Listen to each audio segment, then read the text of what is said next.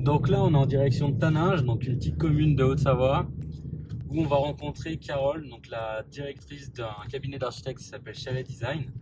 Donc elle va pouvoir nous présenter l'une de ses créations, donc sa maison qui s'appelle La Ferme à Jeanne. Donc on a le plaisir de pouvoir la rencontrer aujourd'hui.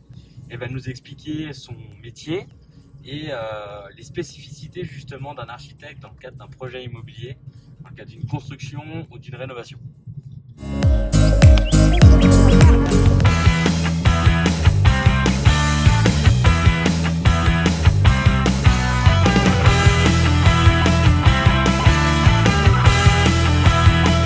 suis Carole Declerc, j'ai une agence d'architecture à Taninges qui s'appelle Chalet Design.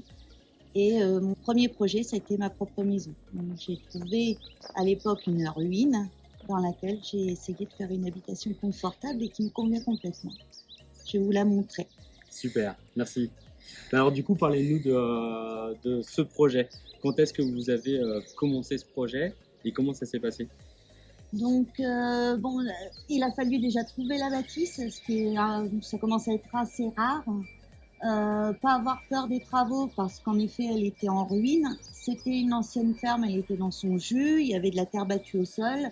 En haut, c'était une grange et sur le côté, on avait l'écurie aux cochons. Il a fallu visualiser et se projeter dans un projet de loft, je dirais, puisque je suis assez attirée par les grands espaces et les espaces ouverts. D'accord. Ensuite, il a fallu travailler avec l'exposition du bâtiment. Donc ici, on peut voir que j'ai mis des grandes baies vitrées, mais que je les ai cachées derrière des claire-voies, ce qui permet de ne pas se retrouver dans un four le jour où il fait chaud.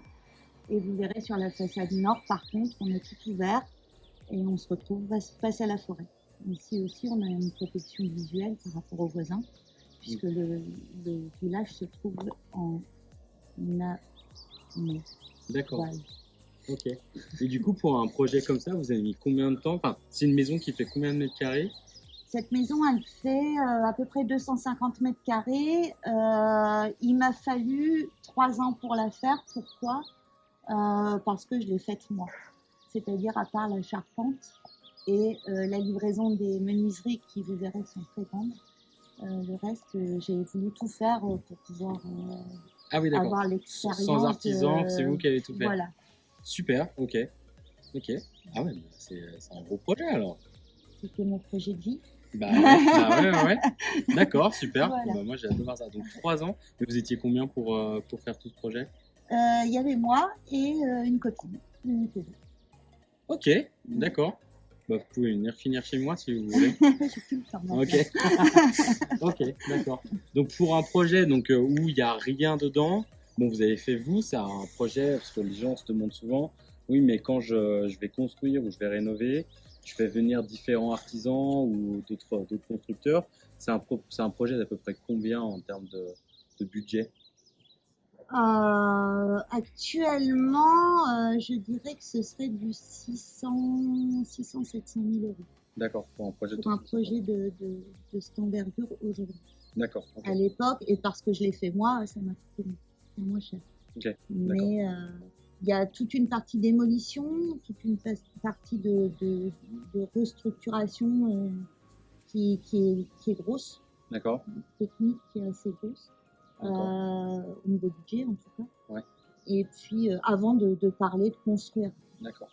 Et finalement, qu'est-ce que vous avez gardé dans la maison? Il y a des choses que vous avez réutilisées À l'intérieur, au rez-de-chaussée, j'ai surtout gardé la cave, qui était la première pièce faite de la cave à vin.